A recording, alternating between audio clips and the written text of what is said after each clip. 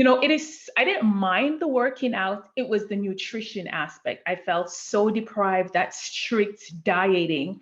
And after it finished, I realized I don't want to do this anymore. I don't want to diet of any kind because dieting, you feel too restricted. And then when it's time to eat, you just want to go overboard. Mm. And I was also one of those persons who would have cheat days, like the weekends were my cheat days. But then I realized, hold on, all the hard work that I did 5 days a week, it was, those two treat days basically eradicated everything.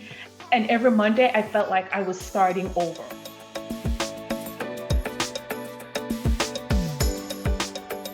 Welcome to the show, Trudie. It's so nice to be able to sit down and chat with you today. Thank you so much, Jennifer, for having me. I am so excited.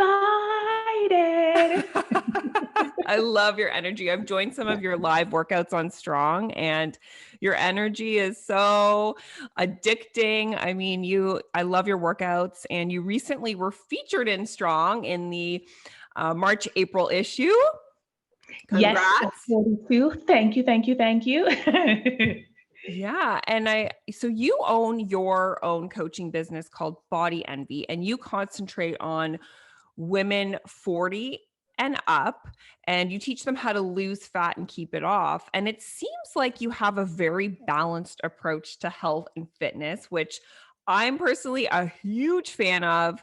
That's what I believe in. That's what I preach to our Strong community. How did you start implementing a flexible approach to your own regimen as well as your clients? Was this like an always thing, or was it more gradual for you? It was more gradual because I realized, so I competed for a fitness show once, and Mhm. you can never pay me to do that again because I didn't mind the working out. It was the nutrition aspect. I felt so deprived, that strict dieting. And after it finished, I realized I don't want to do this anymore. I don't want to diet of any kind because dieting, you feel too restricted. And then when it's time to eat, you just want to go overboard. Mm. And I was also one of those persons who would have cheat days, like the weekends were my cheat days. But then I realized, hold on, all the hard work that I did 5 days a week, it was, those two treat days basically eradicated everything. And every Monday, I felt like I was starting over. And I didn't like that Mm. because I'm like, okay, so how do I stop starting over? Stop stopping. And then I started implementing, instead of calling it cheat meal, I started calling it treat meals. Ooh, I love that. TREAT, because cheat has such a negative connotation, whereas cheating, it's like you did all this hard work, go ahead at the end of the week, reward yourself, have that glass of wine, have that pizza, but also do it guilt-free. Because I have been on that, that scale, that roller coaster where it was like I would diet extreme, cut out sugar, and then drop and just have a lot of sugar. Then I'm like, I can't do this. This is not sustainable. And when I started working with women, I realized they had that same mentality because that's what we're kind of taught in mass media, right? So they Mhm. had that same mentality, which was all or nothing. So Mhm. even with that, I had to slowly implement changes with them. Because what a lot of us don't realize, you can't just take people from nothing to 100 and Yeah. have them last. You have to implement changes small and increments daily. And then next thing you know, everything adds up and it's like, oh, okay, I can do this.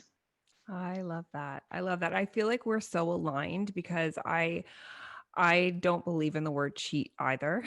Mhm. I always refer to it as a free meal because it's a meal of your choice. And I mean, the cheat meal, it ends up turning into like cheat days. And then you've undone all of that hard work that you've put in during the week, right? And then you also feel so guilty because you're like, here I am working so hard, and then I do this, then, that also leads to another unhealthy relationship with food where the spiral Mhm. continues. And I've learned, and even one of my girlfriends, we were talking about this morning, and I'm also coaching her, and it's like, she's like, now when she when she goes out, she lives in Florida, so they can be out and about when Yeah. she goes out and she Another life sees, there right now. yeah, and she sees the buffet and all the pastries.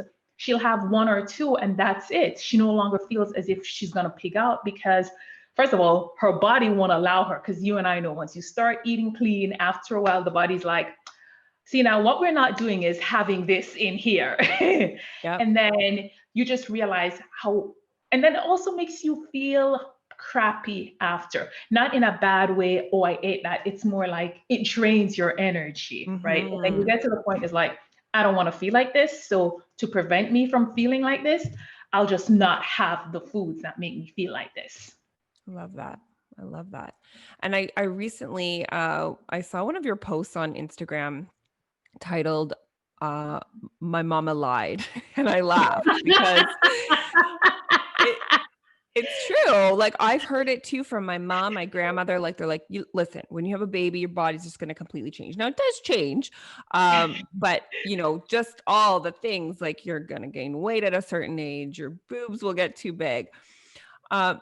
What I know that you were saying, weight training is my favorite way to prevent all of this from happening. But what are some of your favorite anti-aging hacks? Number one, sleep. Get your sleep. Get your sleep. Enough emphasis is based on sleep. Get your sleep. Next one, drink your water. Drink your water, drink your water, drink your water.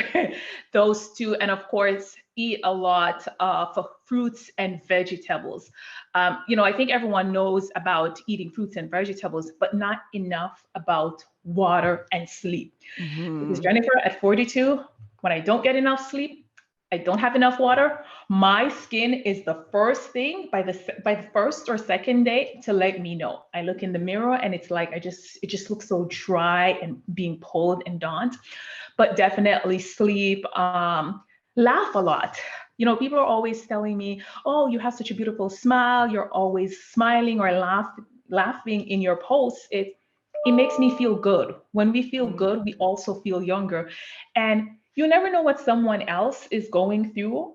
My goal is no matter what you're going through, when you're scrolling through and you see my big pearly whites and my dimples, it just makes you feel good, even for that 0.5 millisecond, because we're all going through something, right? Yeah. Yeah, I love it. And when I look at your page, I just smile. I do, because you're just so happy and you're funny. And yeah, and like guys, like your skin is beautiful. Like it's just glowing. I would never know you're 42. I mean, you look just incredible. So you also preach a lot of the time to enjoy the process, right? Like how do you teach your clients to stop focusing on the scale and enjoy the journey instead? Now, day one with me, I tell them that. I think we have to prepare them for it, because you can't just let them come in and then halfway through, oh, don't worry about the scale, when they've been focusing on the scale for so long. I don't own a scale. I threw my scale out about 8 years ago, and I know my weight once a year when I go for my physical. And it's so funny, every year my doctor and I would have a laugh, because as per the scale, I'm overweight. Go figure. But from the beginning, I set them up. Do not use just the scale to monitor your progress. How you feel. Do you have more energy? Are you able to walk up the stairs without feeling any pain? And how are your clothes fitting? The people around you, what are they saying? How do you look? How do you feel? Because you and I know at some point that scale is gonna stop, or even worse, it's when they start putting on muscle, it's gonna go up, and then they're gonna be like, oh, but I'm eating clean, I'm doing everything. So I find setting them up for that. And also, hey, has your strength increased? Has your endurance increased? At the beginning, you can even complete 10 push-ups. Yeah. Now you're performing 4 sets of 10. So like little things like that, and constantly remind them. Got to repeat it and remind them, because Love that. they are going to forget, because most of us have been taught the only way to measure your progress is the scale. which I'm like, no, no, no, no, no, no. There's so much more. There's so much There's so much more. more, Yeah. Yeah. And focusing on the gaining, right? When you focus on the gaining, all that stuff will happen. Like, even if you do want to lose a few pounds, if you start focusing on what you're gaining, that will happen as a result of that. I call my clients, like, if they're weighing themselves too much, I say, stop being a scale watcher, because it could literally go up 5 pounds in a day, right? Like, you could weigh yourself in the morning, and if you weigh yourself at night, you've drinking all your water, because we're drinking all that water, right? That can go up, and that's just water weight, right? So Exactly. And especially for women, certain time of the month, our bodies are Mhm. retaining more water. That's also one of the worst times to go on a scale. Mhm. You are so right. Put the scale away. Put the scale away. Yep. What is your proudest moment being a coach? Oh, well, there are two. There are a few. I would say definitely becoming a fitness model at 42. Yes. I'll never stop bragging about that. Thank you, Strong Fitness magazine, for that. And, when clients message me how happy they are, they can walk up the stairs, they're sleeping better at night, they're looking better, their sex life is better because they have more energy. We're adults here, come on. There's, Yep. those things. I've More had clients, confidence. their confidence, everything, because there's a ricochet effect. When you feel good, when you look good, you feel good. Your confidence increase, you perform better at school, at work, right? And that's the correlation. Those are the proudest moments when clients are like, oh my gosh, I didn't think I could do this. I don't like you half the time. I'm like, I'm you're not cursing you. supposed to like me. I don't want you to like me during. But those are the things, especially, when women over 40 are like, I've been trying everything before. I've been working out, going to the gym, hasn't seen any change. And it's like, okay, a few months with you, and I've seen a change. But what I also, this is kind of off topic, but what as much as I love fitness, there's certain things that I still want the narrative to change about.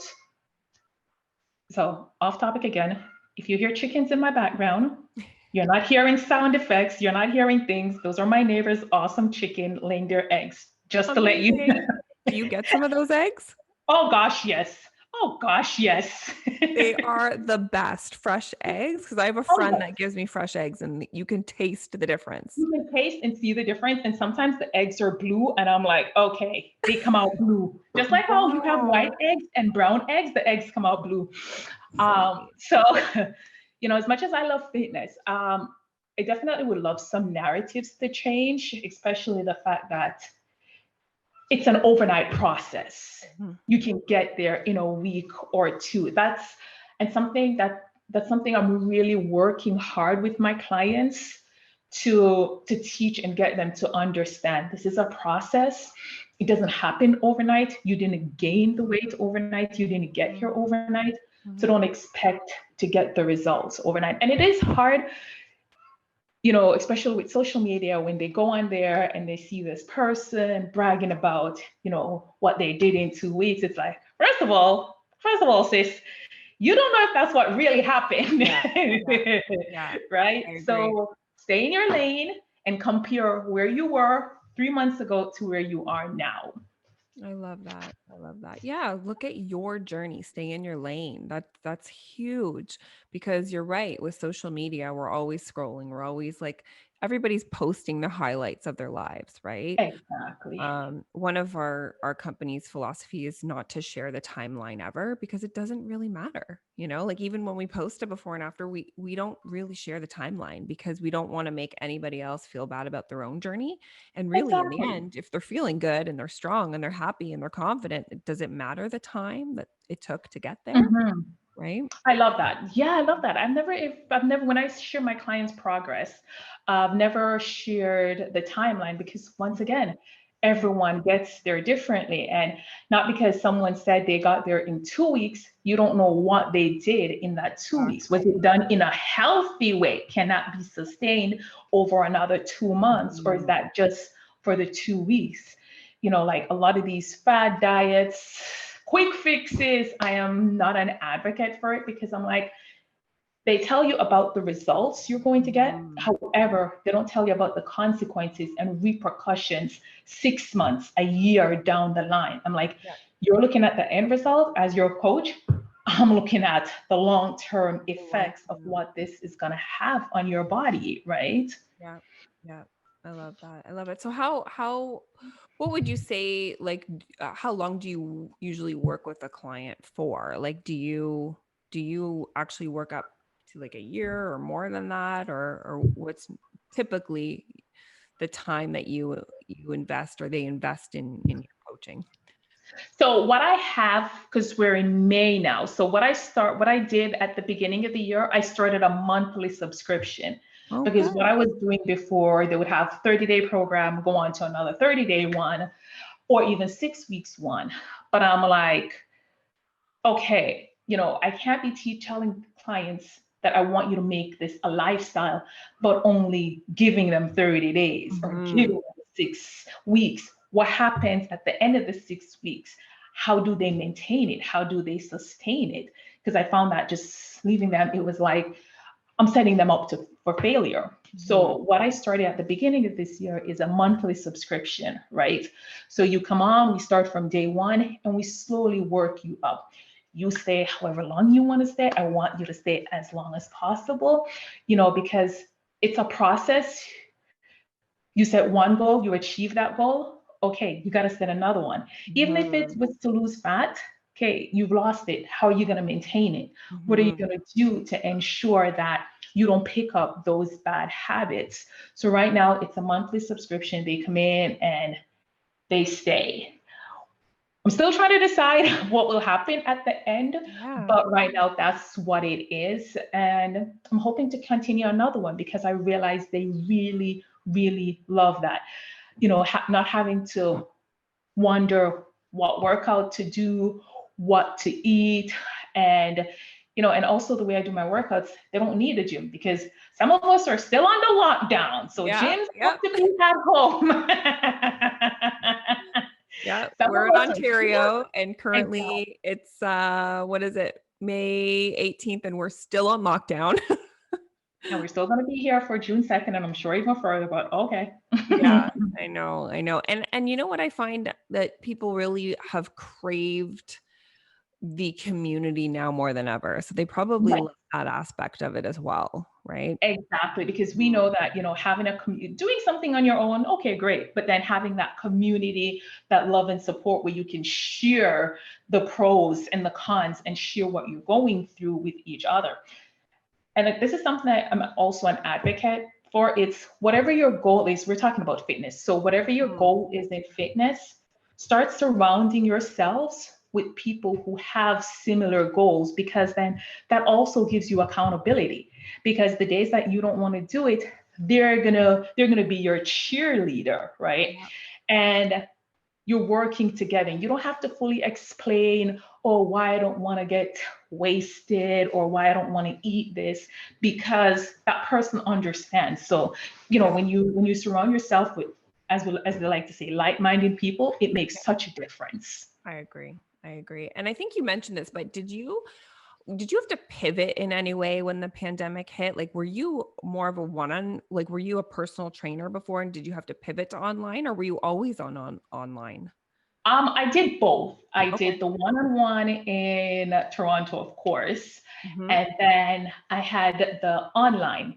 But the online really, really took off because there were people who were like, I like you, but I don't, our schedules jive, or I need someone in person. But then when the pandemic hit and that couldn't happen, it was like, okay, it really, really took off. And even in that time, I created a program, 30-day at-home shred, where you didn't even need equipment because a lot of people didn't have equipment and you couldn't get equipment. And even now, like when I see the price of the dumbbells, I'm like, wait, I know. what? It's like three to 3.5 times what it regularly was. It's like, what? No, it's insane. Well, that's awesome. Like literally insane. So yeah, You pivoted quickly. And do you love the online space now? Do you think you'll go back to one-on-one? I love the online space. I Yeah. love the online space because I'm able to help more people. Mhm. And also, I don't feel burned out running from one client to the next. So Yeah. I was transitioning to online. So post COVID, I'm going to stay here. I That's like it here. awesome. You can make more of an impact and, like you said, help way more people in the end Exactly. and Exactly. save your energy as well, Mhm. right? Oh, that's awesome. So I ask my guest this question at the end. What does the word strong mean to you? Strong means being resilient, especially mentally. Whatever we're going through, we've all had to go through something. We're all going through something. I find that strengthening your mind, just telling yourself you can do it, and thinking about the last BS you had to get over, and knowing that you can get over this. And also, you posted this a few days ago. Strong is also being vulnerable. I know so many of us thought that being vulnerable was a sign of weakness, but I don't think people understand how much it takes for someone to open up, Yep. let alone open up publicly, because that's what we do on Instagram. We're opening up ourselves on our lives, sharing so many things with people who we've never met, right? So strong is definitely also about being vulnerable. And Mm, strong is also asking for help, mm, that's right? good. Asking for help. You can be strong and be like, I need your help. No matter Mm, if you have a man that's strong and he needs to lift a couch, he's not doing by himself. He's mm, gonna ask. So strong is also asking for help, dropping your pride and ask for help when you need it. mm. That's so good. And strong is beautiful, baby. It is. It is. Oh my goodness, Trudy, this was so fun. Where can we find you? You can find me on the gram, Body Envy One. I'm also on the net, bodyenvy.ca. Amazing. Thank you so much. It was such a pleasure chatting with you. I can't wait to get to know you more and hopefully meet you in person one day. When Thank you. we're out of this. Yeah. Yeah, when we're out of this. Well, you have a wonderful day and thank you again so much, Trudy. Thank you, Jennifer. It was a pleasure.